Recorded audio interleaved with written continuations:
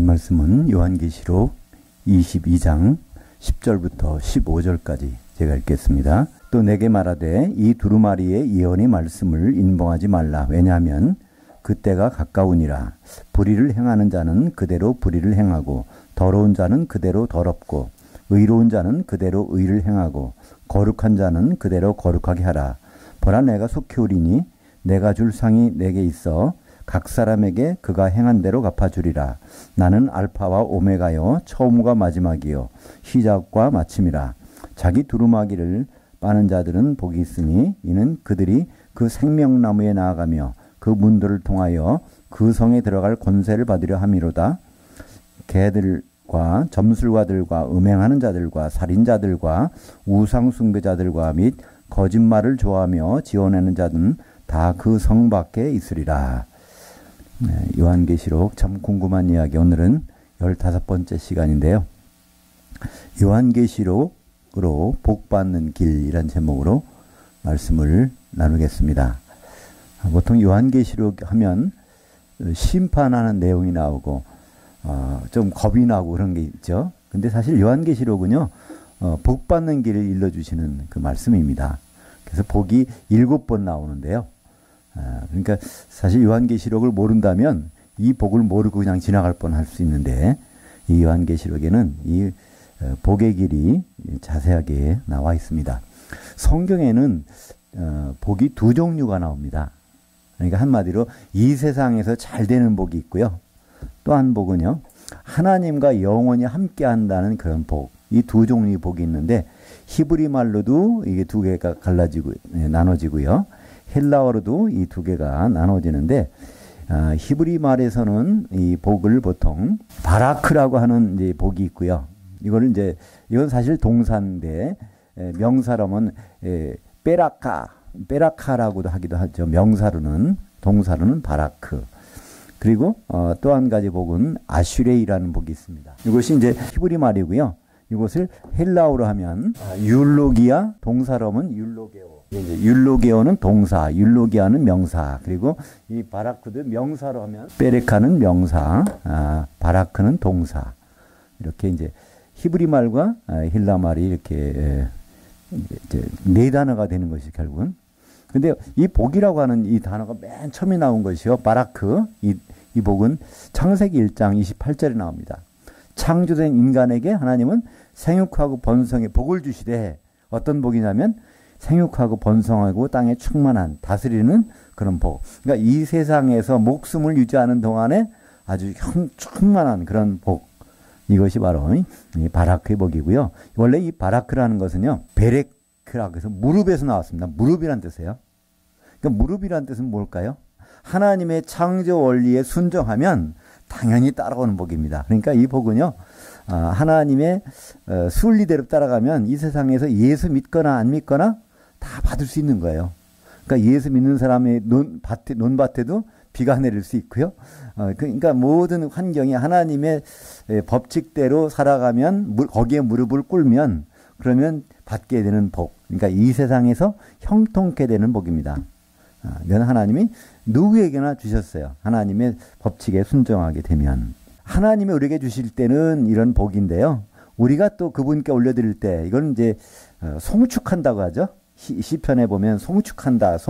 그러니까 송축이라는 것은 바로 복을 주신 하나님께 이걸 올려드리는 거예요. 그러니까 그분께 드리려면 우리가 무릎을 꿇어야 되겠죠. 그러니까 하나님께 전부가 다 무릎에서 나온 단어인데요. 이것을 다른 말로 무릎의 복이라고 합니다. 그래서 이것은 히브리 말에서는 명사는 베레카, 동사는 바라크. 그리고 이제 이것이 헬라어로 오면요, 이것을 율로기아 명사, 율로게오 동사. 이렇게 해서 이제 세상에서 잘 되는 복입니다. 한마디로. 근데 이 복만 있는 것이 아니라 또 하나의 복이 있어요. 이 아슈레이라는 복이 있는데요. 이 아슈레이라는 복은 에쉐르라고 하는 그 말에서는 에쉐르라는 거는요, 직선이라는 뜻입니다. 직선. 직선이라는 것은 어떤 의미일까요? 두 점을 연결하는 가장 가까운 길이 뭘까요? 그게 직선입니다. 그죠? 그래서 이 직선이랑 가장 가깝다는 거예요. 아슈레이라는 것은 주님과 가장 가까이, 항상 가까이 있는 거예요. 주님을 만나서 항상 가까이 있는 것. 그러니까 이것은 사실은 언제 이루어질까요? 재림 이후부터 사실은 이루어지는 것입니다. 그 이후에 우리가 부활해서 주님을 만나서부터는 항상 그분과 올라가서 거기서 그 불 섞인 유리바로 던져지지 아니하고 천년왕국까지, 그 다음에 백보자 심판과 그 다음에 새 예루살렘까지 그분과 항상 함께 있는 것. 이 직선이 아닌 경우는 뭐죠? 왜 직선이 아닐까요? 장애물이 많을 때. 예를 들어서 여기 뭐 이런 것이 있다고 해보세요. 장애물들이. 그러면요, 이것의 거리가 굉장히 멀어져요. 그죠? 이런 경우는 뭘까요? 이걸 고백하는 게 다윗이 시편 이제 2편에서 이걸 고백하죠. 3편인가요? 그저 자기 아들 압살롬한테 쫓겨가면서 막 할 때, 그때 하는 얘기가 바로 이걸 노래합니다. 바로 여호와께서 나의 방패라는 거예요. 그전에는 돈이 방패인 줄 알았고 백이 방패인 줄 알았고 내 신하들이 방패인 줄 알았고 이게 왕궁이 방패인 줄 알았는데, 마지막 하니까 다 떠나가고 마지막에 주님께서 나의 방패가 되어주신다. 바로 주님과의 밀접한 것. 그죠? 그러니까 이게 직선이 되려면 이런 것들이 많이 없어져야 돼. 내가 의지하는 것들이 다 없어지면 주님과 나만이 대밀하게, 아주 긴밀하게 연결되는 거죠. 그래서 이것을 다른 말로 직선의 복이라고 합니다. 직선의 복이라는 것은 장애물이 다 제거돼서 바로 주님만이 나의 방패가 되시고 나와 가까이 계시는 분. 바라크부터 볼까요? 창세기 1장 28절 한번 같이 읽어보죠. 하나님이 그들에게 복을 주시며 하나님이 그들에게 이르시되 생육하고 번성하여 땅에 충만하라.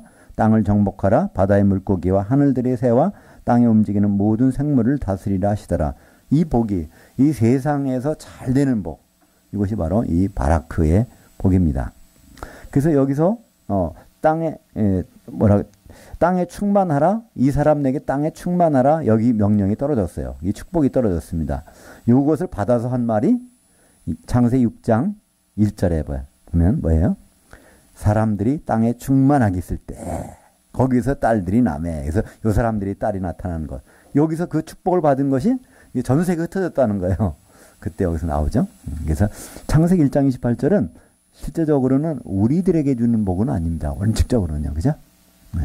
물론 노아 홍수 후에 우리가 그걸 이어받지만 이 자체는요, 아담에게 주신 것은 다르잖아요. 아담은 이런 복을 안 줬어요. 어떻게? 에덴 동산을 지키고 있으라 그랬지. 이 인간은 땅에 흩어져 충만히 흩어지라고 그랬고. 그래서 그런 차이가 있죠. 그래서 아담은 에덴 동산을 지키고 있으라 그랬어요.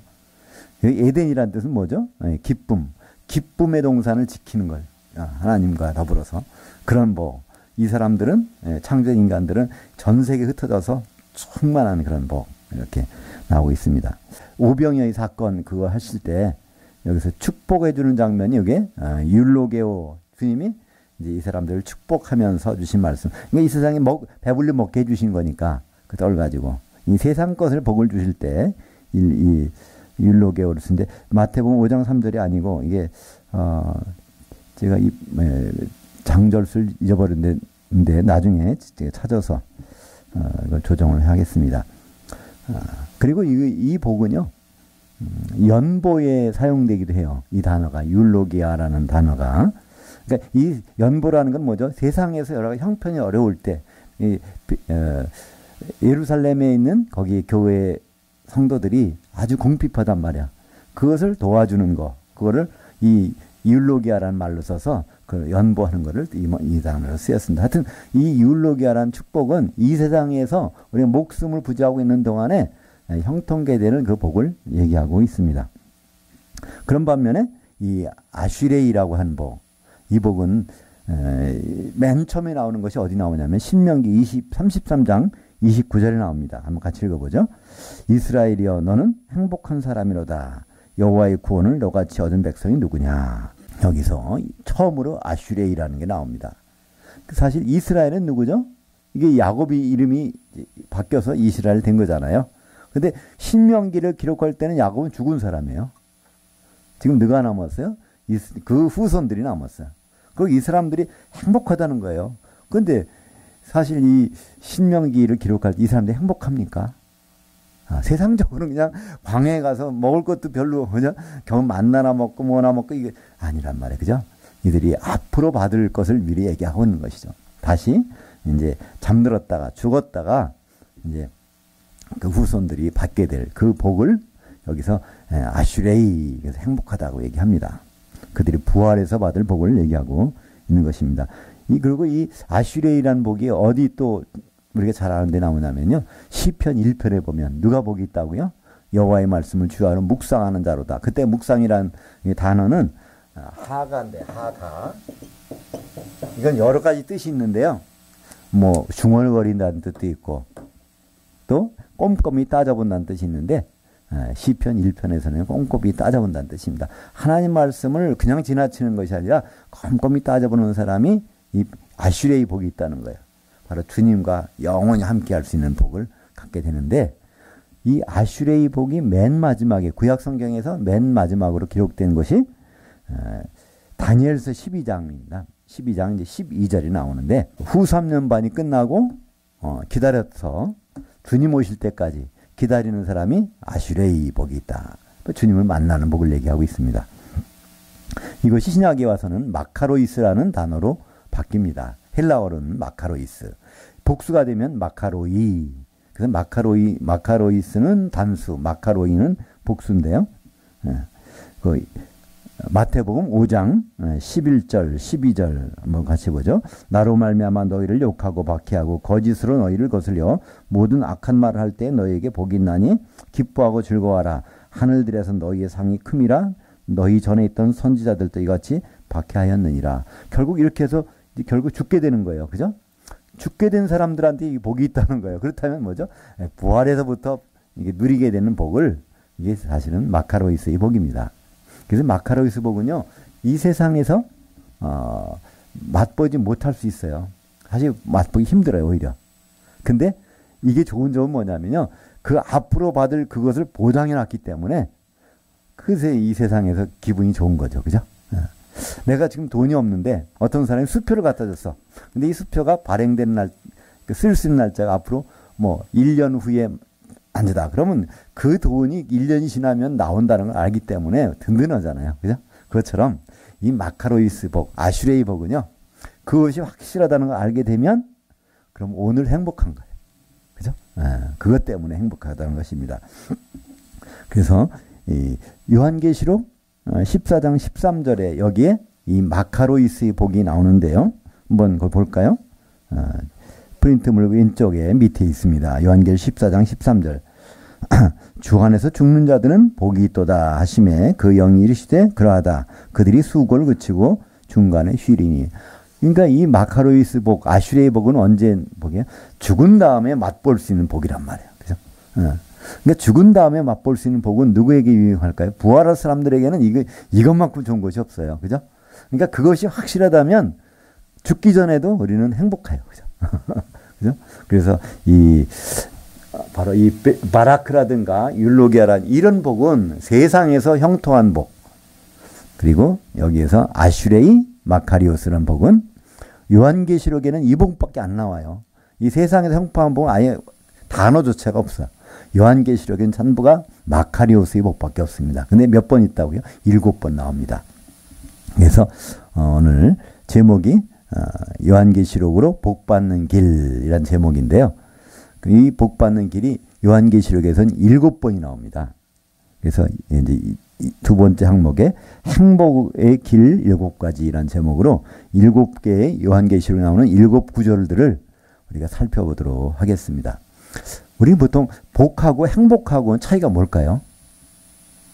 근데 우리말을 내서는 큰 차이를 못 느껴요. 그죠? 우리말엔 복과 행복의 차이가 뭘까? 굳이 이걸 구분하자면 이것을 복이라고 하는 것은 이 세상에 살아있을 때 잘 되는 복. 행복이라는 것은 끝이 없이, 그러니까 부활에서까지 유지되는 것. 그런 개념을 이렇게 행복이라고 표현할 수 있습니다. 왜 이렇게 잡았냐면 행복이라는 단어가 성경에는 별로 안 나와요. 근데 어디 나오죠? 신명기 33장 29절 거기 보면은 거기에 바로 행복이라는 단어로 번역이 된 게 있습니다. 그래서 사실 복과 행복을 사전으로 구분하기는 힘든데 성경에 번역된 내용으로 조금 보면 바로 이 행복이라는 것은 영원한 거고요. 복이라는 것은 이 세상에 살 동안. 그래서 이걸 구분해서 번역을 해줘야 되는데 여전히 성경에서는 그걸 구분 안 하고 다 복이라고 해서 좀 쉽지는 않습니다. 여하튼 이 복이라는 건 뭐라고 그랬죠?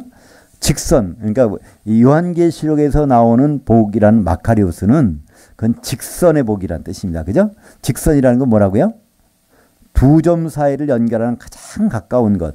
그러니까 주님과 우리가 만나는 가장 첩경을 허락하시겠다는 거예요. 다른 장애물 없이 직접 대면하시겠다는 거예요. 그건 언제 이루어질까요? 주님이 재림하실 때, 그죠? 그때는 이게 마카리오스의 복, 아슈레의 복이 이제 현실화되고, 그러고 나서 헤어지면 안 돼요. 끝까지 가는 거예요, 이거는. 직선이 그 관계가 계속 가는 거. 이것이 바로, 헬라어로는 마카리오스, 히브리 말로는 아슈레이라는 복입니다. 이 처음 나오는 것이 요한계시록 1장 3절 같이 읽죠. 이 예언의 말씀을 읽는 자와 듣는 자들과 그 가운데 기록한 것을 지키는 자들은 복이 있나니 그 때가 가까움이라. 여기 처음으로 요한계시록에서 복이 있다고 나옵니다. 누가 복이 있다고요? 이 예언의 말씀을 읽는 자와 듣는 자들과 지키는 자들. 이게 지킨다는 뜻은요, 행동으로 옮긴다는 뜻이 아니라 주목한다는 뜻입니다. 주목하는 거. 그냥 지나치지 않고 요한계시록에 나오는 1장 1절부터 이것을 이거 하나하나 주의해서 보는 사람을 얘기하는 거예요. 그런데 우리말은 이제 지킨다 그러면 행동으로 옮기는 것으로 생각하는데 우리말에도 두 가지 뜻이 있죠. 그죠? 지킨다는 것은 어떤 명령을 지켜서 이행하는 것도 있지만 뭐라고 그래요? 가게에 가서 잠깐 볼 일이 있어. 너 이거 좀 지키고 있어? 그러면 이거 뭐 다른 행동을 하는 것이 조심해서 보라는 얘기잖아요. 그죠? 조심해서 보는 단어. 이것이 바로 복 받는 첫 번째 길입니다. 근데 여기 보니까요. 요한계를 시작할 때 여기서 뭐를 우리가 알아들 수 있죠? 여기서 읽고 듣고 주목해 보라는 거예요. 여기 어떤 단어가 빠졌죠? 해석하라는 게 빠졌어요. 요한계시록을 해석해 보라. 강해를 잘 들어보라. 이런 말 없어요. 그냥 읽는 거를 듣고 들은 내용을 가지고 이 세상 돌아가는 걸 한번 보라는 얘기예요. 그런 사람이 복이 있다는 겁니다. 참 너무 어떻게 보면 쉽습니다. 근데 여기 보니까 그 때가 가까움이라. 그래서 많은 사람들은 이래요.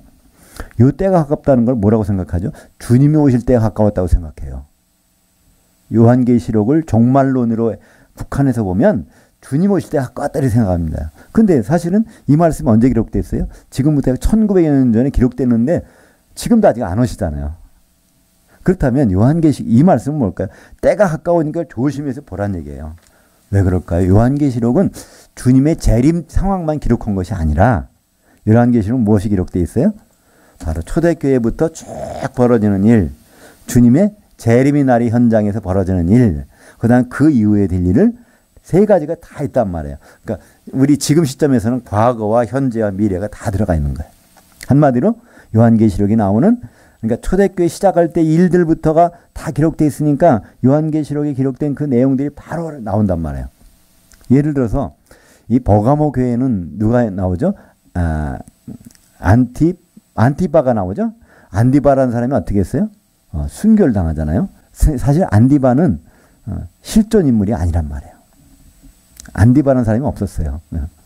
근데 왜 그런 일이 벌어졌을까요? 이 안디바라는 뜻은 안티파스라는 말을 우리말 번역하는 건데, 이 파스라는 건 모든 것, 안티라는 것은 대적하는 거예요. 주님 이외의 것은 다 대적하는 거예요. 그래서 결국 순교를 당하는 거예요. 이런 사람들이 있다는 거예요. 생긴다는 거예요. 그런 일이 바로 초대교회는 처음에는 없었어. 그러나 시간이 지나면 초대교회부터 안티파가 많이 생기는 거예요. 안티바가. 그 순교당하는 사람이 생긴다는 거예요. 그죠? 그래서 그 때가 가깝다는 것은 요한계시록의 내용들이 하나하나 이루어지는 것이 바로 이루어진다는 거예요. 재림만 얘기하는 것이 아니라 재림 전에 초대교회부터 시작돼서 이런 일들이 쭉 이루어져서 나가는, 그래서 그 때가 가깝다. 요한계시록이 발표되는 순간부터 그 일들이 실행이 착착착착 진행되고 있다는 것을 말씀하고 있습니다. 그래서 이걸 주목해 보라는 거예요. 그렇다면 만약에 여기 요한계시록 내용이 말세, 주님이 오실 때만 얘기한다면 초대교회 사람들이 뭘 주목해 보라고 그래요? 때가 가까워서 그죠? 근데 그것은 그때부터 모든 것이 이루어져서 오늘이 포함돼서 주님 오신 날이 이루어지게 되는 것입니다. 근데 요한계시록은요, 이걸 안 읽으면 우리는 크게 당황하거나 후회할 수 있어요. 하나님이 살아계시다면 왜 이렇게 우리들 이렇게 어렵게 내버려 두실까? 그리고 점점 우리가 예수 믿기가 힘들어질까? 그러죠? 근데 요한계시록은 읽어보면 이해가 돼요. 그러니까 요한계시 13장 7절 볼까요? 거기에 또 짐승이 권세를 받아 성도들과 싸워 이기게 되고 각 족속과 백성과 방언과 나라를 다스리는 권세를 받으니. 그러면 성도들이 있고 성도들을 괴롭게 하는 짐승, 적그리스도가 등장하는데 누가 누굴 이긴다고요? 성도들이 믿음으로 이기는 게 아니에요. 오히려 적그리스도가 성도들을 이겨먹는다는 거예요. 그렇다면 이것을 우리가 알고서 이 세상을 살아가면 이해가 돼요. 왜 중국이 저런 식이 벌어지지? 앞으로 왜 그런 더 심한 일이 일어나지? 그것은 그런 과정을 거쳐서 이제 주님이 오실 그 준비가 되어가고 있다는 거예요. 그죠? 성도들이 완전히 진다는 얘기가 아니라 성도는 언제 이겨요? 주님이 오신 다음에 이기는 자가 되는 거예요. 그죠? 성경에서 성도를 이긴 자라고 한 적은 없습니다. 항상 이기는 자예요. 언제? 주님이 오신 다음부터. 그 전까지는 성도들이 누가 이기냐면 짐승이 성도를 이겨먹어요. 근데 이것을 요한계시록을 몰랐다면 우리는 실망하고 좌절할 수 있어. 그죠? 근데 이걸 알고 있으면 주목해보라고 그랬으니까 짐승이 일어나서 성도들 이기는 그런 것들을 주목해서 보는 자가 복이 있다 그런 거예요. 그죠? 그럼 알고 보면 답안지를 다 알고 시험을 치러보세요. 그럼 시험이 쉽지. 근데 전혀 무슨 문제 나올지 모르고 이제 시험을 치려면 얼마나 답답하겠어요. 그러니까 요한계시록에서 핵심적인 말씀 중에 하나가 바로 13장 7절이라고 할 수 있어요. 그죠? 우리가 어떻게 되느냐? 점점 좋아지는 것이 아니라 점점 힘들어져. 바로 그들이 어떤 권세를 가져요? 각 족속과 백성과 방언과 나라를 다스리는 권세를 받고 성도들은 거기서 아주 박살나버리는 거예요. 순교당하지 않으면 결국 어떻게 해요? 그 포로가 돼서 입맞고 지내다가 겨우 나중에 회개할 정도까지 되는 그런 상황이 나오게 된다는 것입니다. 그래서 요한계시 14장 12절 보죠. 성도들의 인내가 여기 있나니 그들은 하나님의 계명과 예수의 믿음을 지키는 자니라. 그러니까 성도들의 인내라는 것은 뭘까요? 성도들에게 남겨주신 인내, 하나님, 우리가 기대하시는, 성도들에게 기대하시는 하나님의 그 인내, 그게 뭐냐면, 성도들은 그 마귀와 싸워서 이기고, 적그리스도와 싸워서 이기는 것이 아니라, 바로 하나님의 계명과 예수의 믿음을 주목하는 자입니다. 하나님의 계명과 예수의 믿음. 그러면, 특별히 여기서 우리말 번역은 예수에 대하여 이렇게 번역한 그게 아니에요. 예수님의 믿음을 주목해 보는 겁니다. 그렇다면 예수님의 믿음이 뭘까요? 예수님의 믿음. 근데 그러면요, 믿음을 생각해 보면 돼요. 믿음이 뭐라고 그랬죠? 설득당하는 거예요. 그죠? 뭐에 설득당해요? 하나님의 뜻에 설득당하는 거예요. 그럼 예수님은 뭐의 뜻에 설득당했을까요? 창세기 3장 22절에 보면 선악을 아는 일에 우리 중 하나가 있어야 되겠다 하니까 바로 하나님이 자리를 남겨놓고 사람이 되어갖고 오셔서 죽고 부활하셔서 뭐가 되셨어요? 맏아들이 되셨어. 그러니까 많은 아들들을 이제 얻게 되셨단 말이에요. 근데 많은 아들들을 얻은 목적이 뭐죠? 그들을 통해서 한 신부를 만들어서 예수님 결혼하시는 거예요. 그죠? 그러니까 예수님 믿음이라는 것은 바로 결혼 대상자를 구해가지고 그분과 결혼하는 그 믿음이, 그걸 설득당해가지고 모든 걸 하셨단 말이에요. 예수님은 많은 사람을 구원해 주시는 거, 그거 하는 과정이에요. 그 사람들 어디다 쓰려고요? 한 몸을 만들어서 결혼해서 쓰려고. 그래서 그것이 바로 뭐예요? 예수님 믿음입니다. 예수님 믿음은 그 과정을 다 포함하는 겁니다. 그것을 붙들고 있는 것이 누구죠? 성도들이라는 겁니다. 그러니까 성도들이라는 것은 바로 하나님의 계명과 예수의 믿음을 지키는 자들. 하나님의 계명이 대표적인 건 뭐죠? 우리는 서로 사랑하는 거예요. 사랑하면 뭐가 되죠? 하나가 되는 겁니다. 그죠? 우리가 하나가 돼서 바로 주님이 오실 때를 기다리고 있는 것이 바로 이 성도들의 그 믿음. 그래서 1장 3절에 보면 뭐가 복이 있어요? 이것을 해석하려고 할 필요 없어요. 그죠? 이걸 읽고 듣고 예수님이 지금 뭐 하려고 하실까? 이 세상 돌아가는 걸 보면요. 그거를 우리가 알 수 있어야 돼. 그죠? 예수님이 성도들이 권세가 깨진대. 그러고 나서 주님 오신대. 그러면 그걸 지금 준비하고 계시구나. 그럼 우리는 인내하는 거 참고 기다리면 되는 거예요. 그때. 그죠? 누구 가서 이겨먹으려고 막 마귀하고 싸워서 이기려고 노력하는 거 그게 아니라 지는 것이 잠깐 질 수 있어. 예수님이 오실 때까지. 그죠? 그걸 기다리는 믿음입니다. 두 번째, 믿음이 나옵니다. 그것이 이제 14장에 나와요. 14장 13절 하반절 읽겠습니다. 기록하라. 지금 이후로 주 안에서 죽는 자들은 복이 있도다 하시매 그 영이 이르시되 그러하다 그들이 수월 그치고 중간에 쉬리니 이는 그들이 행한 일들이 따름이라 하시더라. 그러니까 여기에 또 아주 중요한 단어가 나온다 그랬죠. 요한계시 14장 13절에 보면 하프타임, 중간에 쉰다. 죽는 순간부터는 하프타임이라는 거예요. 그렇다면 우리는 지금 전반전, 우리가 목숨을 부지하고 있는 그 순간에는 성경에서 볼 때, 요한계시로 볼 때는 전반전입니다. 그러니까 전반전을 어떻게 끝내야 돼요? 주 안에서 죽으면 이게 전반전을 잘 끝내는 거예요. 주 안에서 죽는 거예요. 주님 안에서 죽는 거예요. 주님이 아니라는 것은 구체적으로 말하면 교회를 이루고 죽는 것입니다. 성도의 신분으로 죽는 거예요. 성도하고 신자는 틀립니다. 전혀 달라요. 신자는 개인적으로 믿는 것이 신자고요. 성도는 바로 그리스도 안에서 믿는 겁니다. 예수 그리스도의 몸 안에 있으면서 이제 사는 거예요. 예수 그리스도의 몸을 이루고 있는 상태에서. 그 차이는 엄청납니다. 그러니까 이것은 어떻게 가능하죠? 고린도전서 15장 19절 같이 읽죠. 만일 그리스도 안에서 우리가 바라는 것이 다만 이 세상의 삶뿐이면 모든 사람 가운데 우리가 더욱 불쌍한 자이리라. 그러니까 이 세상이 사는 것이 전체라고 생각하면 이거 큰일 난다는 거예요. 불쌍한 사람이라는 거예요. 근데 이것이 전반전이라고 생각하는 사람은 생각이 달라요. 그죠? 죽는 것이 문제가 아니야. 그죠? 어떻게 죽느냐가 문제라는 것이죠. 그래서 데살로니가전서 4장 16절 같이 보죠. 주께서 호령과 천사장의 음성과 하나님 나팔로 친히 하늘로부터 강림하시리니 그리스도 안에서 죽은 자들이 먼저 일어나고, 그러니까 그리스도 안에서 죽은 성도들이 일어난다는 거죠. 그리스도 안에서 죽은 자들. 다른 사람들은, 예수 안 믿는 사람들은 그때 일어나지 못합니다. 나중에 천년 지난 다음에 백보자 심판하는데 이제 쓰게 되죠. 그래서 데살로니가 후서 1장 10절은요, 우리가 한번 계속 생각해 봐야 될 구절입니다. 같이 읽어보죠. 그날에 그가 강림하사 그의 성도들에게서 영광을 받으시고 모든 믿던 자들에게서 놀랍게 여김을 얻으시리니. 믿던 자들이 다시 말하면 신자들이에요. 신자들은 깜짝 놀란다는 거예요. 우리가 다 잘 될 줄 알았는데 성도들에게서 영광 받으신다는 거예요. 성도들이 한 몸을 이루어서 바로 결혼식에 들어가는 거 보고 신자들이 깜짝 놀라가지고 있다는 거예요. 이게 무엇일까요? 기름이 준비 안 된 신자와 기름을 준비한 성도가 이게 갈라진다는 얘기입니다. 이거는 참 정말 나중에 행선지가 다른 건데, 우리는 같이 배를 타고 있다고 하지만요, 행선지가 달라지는 거예요. 근데 이걸 너무나 우리는 소홀히 생각해요. 성도 하면요, 저 사람은 신앙생활을 좀 충실히 안 했나 봐. 아직도 성도야? 이렇게 하는 사람 있잖아요. 그죠? 아직 집사도 못 돼. 서류 집사도 못 됐대. 그런 사람도 있어요. 그죠? 어떤 사람은 권사님도 못 됐대. 근데 권사님뿐이 아니라 집사도 안 되고, 나중에 이렇게 장례식에 가보니까 성도 누구누구래?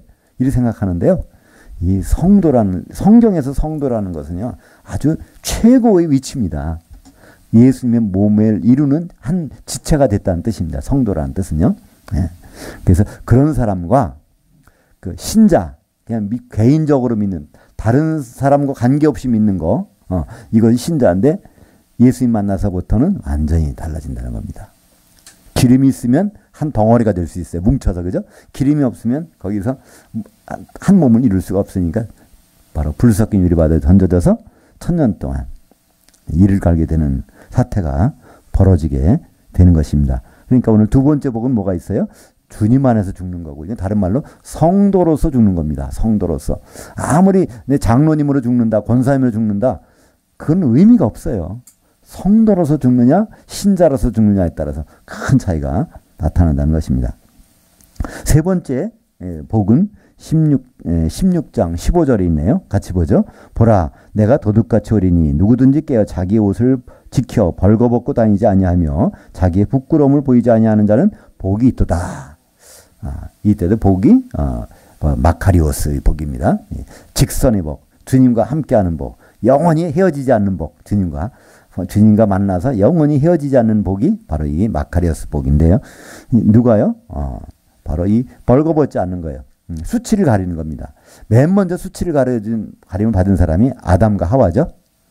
창세기 3장에 보면 선악과를 따먹고 나서 부끄러운 걸 알아가지고 무화과 나무에 불 엮어서 한번 가려봤어요. 이 며칠 가겠습니까? 며칠 못 가거든요. 그죠? 근데 바로 아담이 고백하잖아요. 하와! 그러니까 그때 그냥, 그 믿음의 고백이라는 거죠. 그죠? 분명히 율법으로는 죽은 사람들의 선악과를 먹었으니까 하나님 먹지 말라고 한 그것을 먹어서 율법을 어겼어. 그러면 죽을 수밖에 없는 거예요. 근데 내 후손이 뱀의 머리를 상하게 한다는 거예요. 그러면 바로 여자의 후손이 나와. 그럼 여자가 애를 낳으려면 누가 있어야 돼요? 남편도 있어야 되죠. 그죠? 살아야 되고, 여자가 살아야 되고, 또 남편도 있어야 돼. 그러니까 우리가 살았다는 거예요. 그 외침이 그 누구의 이름이 됐어요? 그 부인의 이름이 돼버렸어요. 그래서 그다음부터는 하와는 여자의 이름이 돼버렸습니다. 처음에는 그냥 감탄사예요. 하와! 그랬더니. 그다음부터는 하와는 이제 여자의 이름이 돼버렸습니다. 그때 하나님이 즉각적으로 창세기 3장 20절에 하와 나오니까 하나님은 바로 짐승이 피를 내가지고 싹 수치를 가려주잖아요. 그죠? 그것은 무화과나무 잎으로 가린 거하고는 다릅니다. 이거는 완전한 수치를, 죄를 가려주는 것은 나타내고 있죠. 바로 이건 누굴까요? 누구의 피일까요? 어린 양의 피입니다. 누구의 피? 예수님 피. 그로 가림을 받는 사람들. 예수님의 피로 우리 행위를 다 씻어버린 사람들. 그것은 바로 예수 그리스도로 옷 입는 것입니다. 그 창세기 3장 21절에 보니까 가죽옷을 지어 입히시니라. 그때까지 기다리신 거예요. 아담이 입에서 그런 고백이 나올 때까지. 로마서 10장 10절에 보면 사람이 마음으로 믿어 의에 이르고 입으로 시인하여 구원에 이르느니라. 그래서 하와라는 말은요, 믿음의 고백입니다. 그죠? 그렇다면 죽는 것이 분명한데 그럼에도 불구하고 살았다는 거예요. 로마서 13장 14절 같이 읽죠. 오직 주 예수 그리스도로 옷 입고 정욕을 위하여 육신의 일을 도모하지 말라. 그래서 이 우리의 목표는요, 예수님의 옷을 입는 겁니다. 어떻게? 공동으로. 옷은 한 벌밖에 없어요. 옷은. 이것을 같이 입는 겁니다. 갈라디아 3장 27절 그 옷 입는 방법을 우리에게 설명해 주고 있습니다. 누구든지 그리스도와 합하기 위해서 세례받은 자는 그리스도로 옷 입었느니라. 이 세례라는 건 의식이 아닙니다. 잠겨있는 자 그런 뜻. 뭐로 잠길까요? 왜 성령일까요? 세례는 딱 하나밖에 없다고 그랬으니까. 에베소서 4장 5절에 보면 세례도 하나요. 물세례 아니라는 거예요. 이거는 그건 가짜라는 거예요. 그리고 불세례 그건 지옥불에 떨어지는 거예요. 그럼 뭐밖에 없어요? 성령 세례밖에 없습니다. 그래서 이 성령 세례 오순절날도 성령 세례예요. 거기에 뭐 불 떨어진 거 없습니다. 사실은 뭐 불이 같이 혀같이 갈라지면 나온다고 하는데 그거는 바로 천사가 불의 모습으로 나타난 것 뿐이지 그건 성령에 잠기는 것입니다. 이 불세례라는 거는 지옥불이라는 건 어디 나오죠? 마태복음 3장 11절과 12절에 보면 세례 요한이 예수님께 설명하면서 그러잖아요. 그죠? 나는 물로 세례 베풀고 있는데 이 세례라는 건 물에 잠기게 하는데 내 뒤에 오시는 이는 능력이 많으셔서 바로 뭐로? 성령과 불로 세례를 잠기게 하실 것이요. 그 뒤에 설명이 나와요. 그게 뭔지. 알곡은 곡간에 성령 세례입니다. 그죠? 쭉정이는 꺼지지 않는 불, 지옥불에다가 던져시리라. 그래서 우리는 세례는 지금은 우리는 성령 세례밖에 없어요. 나중에는 뭐가 안 받은 사람은 불세례. 그러니까 성령의 불세례 받으라고 하면 이거 참 저주하는 겁니다. 그죠? 지옥에 던져지는 건데 그걸 함부로 할 말이에요? 아닙니다. 그건. 그래서 그것은 너무 친절하게 설명이 되어 있어요. 마태복음 3장 11절에는 바로 이 성령 세례와 불세례, 12절에는 곡간에 드리는 것은 성령 세례, 그 다음에 불에 던지는 것은 불세례, 지옥불에 던지는 거 설명이 자세하게 나와 있습니다. 그래서 이것이 마지막에 나온 것이 예수 그리스도를 옷 입어서 세마포 옷을 입고 있는 것이 세마포는 왜 무슨 색깔이죠? 세마포는 하얀색입니다. 그죠? 죄가 다 씻어진 색이요. 누구 때문에? 예수님 피로 씻어가지고 그 세마포 한 벌 옷을 입고 있는 사람들이 있어요. 누가? 성도들. 거기에 뭐 장로님들이 입고 있는 게 아니에요. 권사님들 아니에요. 바로 성도들이 의로운 행실들. 의로운 것은 바로 예수님 피로 다 씻어진 사람들이 거기에 한 몸을 이루고 있는 모습을 요한계시록 19장 7절 8절 같이 읽죠. 어린 양의 혼인날이 이르렀고 그의 아내가 자신을 준비하였으므로 그녀에게 빛나고 깨끗한 세마포 옷을 입도록 허락하셨으니 이 세마포 옷은 성도들의 의로운 행실들 이루다 하더라. 이게 이제 우리말에는 단수와 복수가 구분이 없으니까 그런데요. 이걸 원어와 영어로 보더라도 우리는 선명해요. 이 세마포 옷은 한 벌이에요. 한 벌. 근데 그거는 성도들이 그 속에 들어가서 그 옷을 입고 있는 모습. 이것이 바로 그런 사람이 복이 있다는 겁니다. 여기는 혼인잔치 들어가는 거고 천년왕국이 들어가는 거죠. 그럼 네 번째 복을 볼까요? 요한계시 19장 9절 같이 읽겠습니다. 천사가 내게 말하기를 기록하라. 어린 양의 혼인잔치 만찬의 청함을 받은 자는 복이 있도다 하고 또 내게 말하되 이것은 하나님의 참되신 말씀이라 하기로. 그 요한계시록 19장 9절에 보면요. 우리말 번역에는 만찬이라는 단어가 안 나와요. 그냥 혼인잔치 청함을 받은 사람 복이 있더라. 근데 성경 원문에는요. 만찬이라는 단어가 나와. 그것이 바로 데이프논이라는 단어가 나와요. 데이프논. 그러니까 혼인잔치는요. 오찬도 있고 만찬도 있어요. 그러니까 우리는 이번 예식장에서 결혼할 때 보면 잠깐 낮에 가서 결혼하고 끝나잖아요. 그죠? 근데 일반적으로 서양에서는요. 낮에 하는 것이 있어요. 낮에는 의식적으로 하고 저녁에가 만찬이 벌어져요. 그래서 저녁에 진짜 만찬이 벌어지죠. 낮에는 보통 뭐 하는지 아세요? 낮에는요. 우리말로 하면 동사무소, 시청에 가서 등록을 법적으로 처리하는 거예요. 같이 있죠. 그 다음에 저녁에 가서는 이제 쫙 잔치를 벌이는 거죠. 예수님이 이걸 직접 말씀한 적이 있어요. 그게 어디냐면 마태복음 22장에 보면 거기에 사람들을 혼인식 날 왕이 예수님이 다 초대했어요. 전부 초대했는데 사람들이 안 와. 일이 있다는 거예요. 밭을 샀고 난 일 있고 뭐 이렇게 일이 있어. 그랬더니 뭐라 그래요? 그러면 길거리 나가서 누구든지 다 데리고 오라는 거예요. 그죠? 그래서 누구든지 다 데리고 왔어. 근데 거기에 22장 4절에 보면요. 오찬, 점심을 준비해 놓고 딱 초청하는 거예요. 그게 뭘까요? 예수님이 재림하시면 누구나 다 예수님 믿었던 사람들은 다 올라가는 거예요. 어디에? 그리스도의 심판대 앞에. 거기서 예복 입은 사람과 안 입은 사람 차이가 나는 거예요. 그죠? 예수 그리스도를 옷 입은 사람과 안 입은 사람 차이에서 거기서 안 입은 사람이 있어? 쫓겨나는 거예요. 입은 사람? 어디 가요? 만찬에 들어가는 겁니다. 그래서 어린 양의 혼인식 거기에만 갔다고 좋은 게 아니에요. 점심 때 불려서 다 점심 때 누나 선악간에 그죠? 우리가 다 그리스도의 심판 앞에 가서 선악간에 그 몸을 통해서 행한 대로 받으려 함이라 심판을. 근데 다 가는 거예요. 우리 영어는 분명하죠. 뭐 런치가 있고 디너가 있잖아요. 우리도 보통 우리는 좀 저녁에 별로 잔치를 안 해서 우리는 생일 때나 뭐 환갑 때 뭐 잔치 되게 아침에 하죠. 일반적으로 전통적으로. 근데 서양에서는 만찬이 진짜란 말이에요. 그래서 요한계시 19장 9절에 누가복이 있어요. 만찬에 점심 때는 누구나 가는 거예요. 예수 믿은 사람은 점심 때는 다 어디 올라가요? 공중에 올라가서 주님 앞에 씁니다. 그것이 뭘까요? 요한계시록에서 1장 13절이 나오는 거예요. 그죠? 7초 때 한가운데 사이. 이게 점심이에요. 점심. 그 다음에 그게 저녁 만찬이 어딜까요? 19장에. 한 세마포 옷을 입고서 바로 거기 있는 거. 그래서 그러니까 주님 앞에 가는 것도 중요하지만 가서 만찬까지 가야지.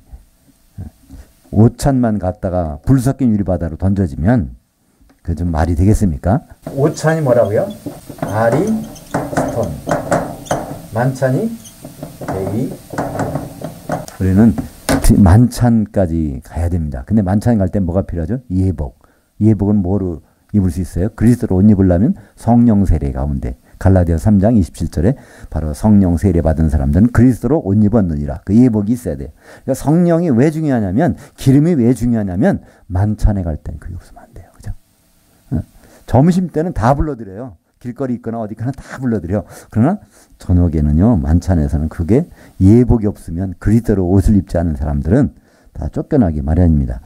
5번째 복을 볼까요? 요한계시 20장 6절. 이 첫째 부활에 참여하는 자들은 복이 있고 거룩하도다. 둘째 사망이 그들을 다스리는 권세가 없고 도리어 그들이 하나님과 그리스도의 제사장들이 되어 1000년 동안 그리스도와 더불어 왕노릇하리라. 이것은 이제 천년왕국에 들어가는 거네요. 근데 여기에 나오는 단어가 이 첫째 부활에 대해서 사람들이 오해가 많아요. 이 첫째 부활이 뭘까? 많은 사람들은 이거 순서로 생각해요. 그죠? 네. 이것은 순서가 아닙니다. 왜 순서가 아니냐고요? 부활은 다거든요. 처음에. 그러니까 첫째 만약에 순서로 따진다면 순서로 첫째 부활이 누굴까요? 예수님입니다. 순서로 첫째 부활하신 분 예수님. 우리는 부활을 그냥 죽은 것이 살아나는 것을 부활이라고 생각하는데요. 성경에서 부활은요. 이 혼의 몸이 흙으로 들어가고 영의 몸을 입는 것을 성경에서는 부활이라고 그래요. 영의 몸을 입는 거예요. 그렇게 다 살아나요. 예수를 잘 믿었건 못 믿었건 간에 바로 선악간에 다 심판받으려면 이제 영의 몸을 입고 올라갑니다. 이것이 부활이에요. 그죠? 근데 그 부활인데 그 부활한 사람 중에서 가장 좋은 부활을 여기서 말합니다. 좋은 부활은요, 그 부활한 상태를 유지하는 것이 제일 좋아요. 그죠? 제일 좋은 거예요. 천년왕국까지 들어가서 그리스도와 더불어 왕노릇하고 나서 백보자 심판 때는 심판관으로 있는 거. 심판관으로 있으니까 불못에 갈 일이 없어. 둘째 사망이 갈 일이 없어. 거기 갈 사람들을 골라내는 자리에 있으니까 그 둘째 사망이 필요 없잖아요. 그죠? 불못에. 그 사람들은 누구라고요? 바로 제일 좋은 부활. 한번 부활해서 끝까지 주님과 더불어 있는 것이 제일 좋은 부활이고, 그렇지 않으면 아주 나쁜 부활이 있어요. 나쁜 부활. 그 뭘까요? 주님은 만났는데, 영의 몸을 입고 올라가서 만났는데, 기름이 준비 안 돼가지고 거기서 쫓겨나서 이를 갈고 있는 사람들. 얼마 동안요? 1000년 동안. 어디에서? 불 섞인 유리바다, 지옥에서. 그래서 여기에 누가 복이 있냐면 제일 좋은 부활에, 그러니까 제일 좋은 부활이라는 것은 여기서는 시간적 의미가 아니라 뭐예요? 질적인 의미입니다. 부활 중에서 제일 좋은 부활은, 부활했으면 거기 계속 가야지 중간에 바다에 던져져가고 1000년 있는 거, 이거 좋은 부활이 아니에요. 그죠? 세상 사람들은 그냥 땅에 있거나 뭐 죽어 있거나 그렇지만은 예수 믿는 사람이 일단은 부활하잖아요. 근데 그 중에서 다시 떨어지지 않고 계속 가고 있는 부활. 이것이 제일 좋은 부활. 1000년 동안 주님과 더불어서 계속 있는 부활입니다. 마태복음 25장 10절 볼까요? 그들이 살아간 사이에 신랑이 오므로 준비하였던 자들은 함께 혼인잔치 만찬에 들어가고 문은 닫힌지라. 이게 열처녀가 다 올라가긴 올라갔어요. 몸이 변해가지고 올라갔어요. 영의 몸을 입고 올라갔는데 혼인잔치에 들어간 사람이 있는가 하면 예수님이 뭐라고 그래요? 여기서 신랑이 내가 너를 모르겠다는 거예요. 그런 사람이 나타난다니까요. 참 이건 심각한 문제인데 우리는 예수 믿는 사람들이 이걸 가지고 고민하지 않는다는 것 참 기적이잖아요. 그죠? 이 자리가 분명히 있을 텐데 주님을 만나가지고 내가 너를 모르겠다는 경우가 분명히 있을 수 있는데 거기에 대해서 별 신경을 안 쓰는 사람들이 누구예요? 예수 믿는 사람들. 별 신경 안 쓰잖아요. 근데 그것을 아주 주님은 세 가지를 가지고 딱 거기서 얘기해요. 마태복음 25장에 보면 열처녀의 비유를 통해서 또 달란트를 통해서 또 뭐예요? 양과 염소를 통해서 완전히 갈라지는 것이 나오는데 그것에 대해서 그 사람들은 다 누굴 만난 사람이에요? 주님을 만난 사람들이에요. 이 땅에 있는 사람들이 아니란 말이에요. 다 올라갔어. 어떻게? 영의 몸을 입고. 근데 그것이 갈라진단 말이에요. 근데 거기에 대해서 교회가 신경을 안 쓴다면, 예수 믿는 사람들이 관심이 없다면 이게 누가 그렇게 만들까요? 그래서 이것을 바울은 이렇게 얘기합니다. 빌립보서 3장 11절 같이 읽죠. 어떻게 해서든지 죽은 자 가운데서 특급 부활에 이르려 하노니. 근데 여기서 우리 성경에는 특급이란 말이 없죠? 한번 찾아보세요. 이거는 혹시 성경 거기 가까이 있으시면 빌립보서 3장 10절에요. 그냥 어찌하든지 어떻게 해서든지 죽은 자들 가운데서 부활에 이르려 하노니 이렇게 번역되어 있어요. 이거 참 이상하지 않아요? 바울 부활 좀 하고 싶다는 거예요. 이건 말이 안 되잖아요. 바울이 부활을 걱정할 정도면 이건 성경이 좀 이상하게 기록된 거잖아요. 근데 이거를 이렇게 기록해 놨는데, 번역해 놨는데 여기에 대해서 아무도 이의를 제기하는 사람이 없단 말이에요. 바울이 왜 부활하고 싶다고 할까? 참, 그죠? 근데 성경 원문에는 유일하게 거기에서 한 단어, 특별한 단어, 부활이라고 하는 단어는요, 부활은 아나스타시스, 스타시스라는 거는 벌떡 일어섰다는 거예요. 스타시스, 서 있다는 거예요. 아나라는 거는 다시 누워있다가 갑자기 일어났다. 이건 뭐예요? 살았다는 거예요. 그죠? 이게, 그래서, 부활이라는 것은 아나스타시스. 이게 누웠다가 살아났다. 이게 이제 우리말로는 부활 번역해 놨습니다. 근데 사도 바울은요, 이게 얘기가 아니라 X라고 떴어요. 엑셀런트한. 보통 부활. 보통 부활은 뭐예요? 올라갔다 거기서 기름 없어가지고 다 떨어져. 나 그거 절대로 하고 싶지 않다는 거예요. 거기서 이걸 바로 우리말로 번역하면 특급 부활입니다. 제일 좋은 부활. 그러니까 요한계시록에서는 첫째라고 번역해 놨지만 사도 바울은 이것을 특급이라는 단어를 써서, 우리도 보면 저 급행열차 뭐가 있어요? 엑스프레스라고 하잖아요. 그죠? 예, 엑스프레스. 그 엑셀런트한 부활해. 바울은 이것이 바로 누구예요? 복이 있다는 겁니다. 한번 여기 들어가면 이제 마카리오스 아슈레이잖아요. 아슈레는 뭐라고요? 그분과 밀착돼가지고 끝까지 가는 거예요. 떨어지지 않고. 직선의 복이니까, 그죠?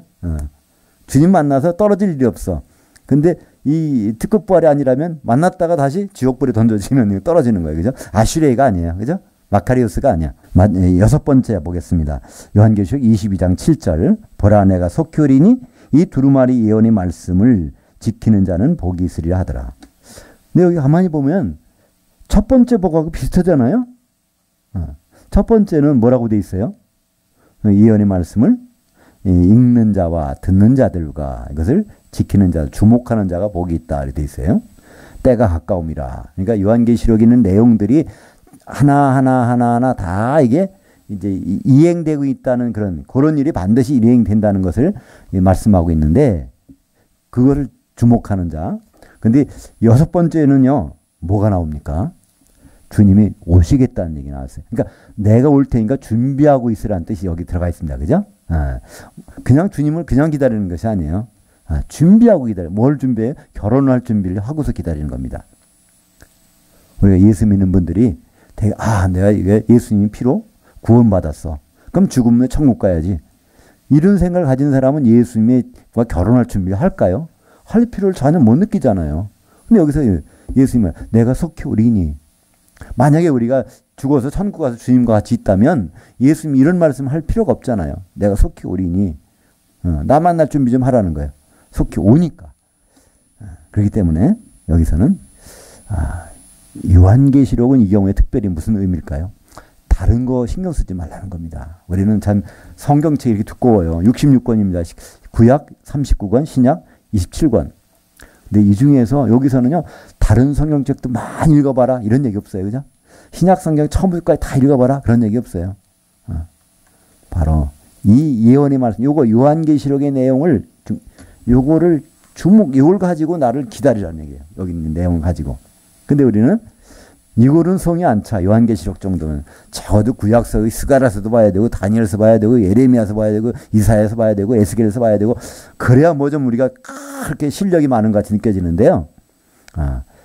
실작 정작 예수님의 주신 마지막 말씀은요. 이 요한계시록 말씀 이걸 주목해 보라는 거예요. 근데 우리는 이것을 그냥 별로 성경 중에 그냥 하나로 이렇게 본단 말이죠. 그래서 많은 분들이 요한계시록을 강의하면서 구약의 많은 부분들을 인용해서 그것이 이렇게 하나하나 다 이루어지는 거 아니냐 이렇게 그것도 좋을 수는 있지만 그러다 보면 오히려 혼돈이 올 수 있습니다. 요한계시록 내용이 왔다 갔다 해질 수 있어요. 대표적인 예는 뭘까요? 스가랴서 14장 4절에 보면 거기 그 메시아가 어디로 온다고요? 예루살렘 동편에는 감람산으로 거기 오신다는 거예요. 그럼 그것이 머리가 확 박히면 예수님이 지상재림이야. 그죠? 지상. 그러니까 제3성전도 세워져야 되고 거기에서 오실 테니까. 그 실제적으로 거기에 예루살렘 동편 감람산에는 묘지가 꽉 차서 지금 들어갈 수도 없다는 거예요. 돈을 아무리 줘도. 사람들이 주님 메시아 먼저 만나려고 묘자를 다 써놔서. 그렇게 지상재림을 고대하고 있는데 요한계시록은 그렇지 않잖아요. 요한계시록 20장 9절 10절에 보면 바로 이 성도들을 다 지면에 있는 사람들을 사방 백성을 다 끌고 올라가서 거기에 성도들의 진을 둘러싸고 거기에 하나님이 사랑하시는 성도 있고 근데 불이 내려온다고 돼 있잖아요. 그러니까 이건 공중인데 왜 지상이라고 하는 거예요. 요한계시록은 공중으로 돼 있어요. 근데 스가랴에서 보니까 거기는 바로 예루살렘 건너편 감람산이라고 돼 있으니까 지상이라는 거예요. 그럼 어느 게 맞을까요? 둘 다 맞아요. 다만 스가랴서에 있는 말씀은 그 예루살렘은 이 땅에 있는 예루살렘이 아니라 갈라디아서 4장 26절에 있는 27절에 있는 위에 있는 예루살렘 성도들이 바로 새 예루살렘을 이루고 있는 그거를 얘기하고 있는 것이죠. 그래서 성도들이 올라가면 그게 이제 갈라져 버려요. 그리스도 심판대로 진짜 성도가 있고 기름이 없는 성도가 있고 그걸 갈라지는 일이 일어나고 스가랴서도 보면 그게 나오잖아요. 그죠? 그래서 요한계시록의 말씀에 우리는 집중할 필요가 있습니다. 고린도전서 13장 10절 보죠. 온전한 것이 올 때는 부분적으로 하던 것이 패하리라. 그러니까 이 온전한 것이 뭐예요? 요한계시록이에요. 왜냐하면 왜 온전할까? 요한계시록은 더하지도 말고 빼야지도 말라고 그랬어요. 그죠? 그러니까 온전한다는 얘기예요. 뭐가는 부족하다면 거기다 더해야 돼. 그죠?